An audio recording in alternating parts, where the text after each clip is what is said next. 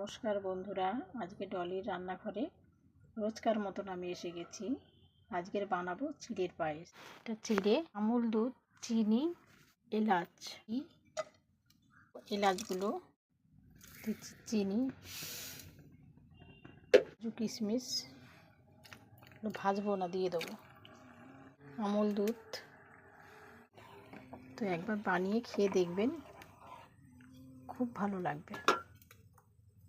এটা হচ্ছে খেজুর গুড়, পাটালি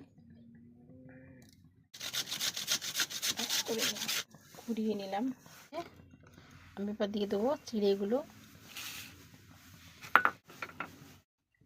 চিড়ের পায়েস দেখতে কত সুন্দর হয়েছে।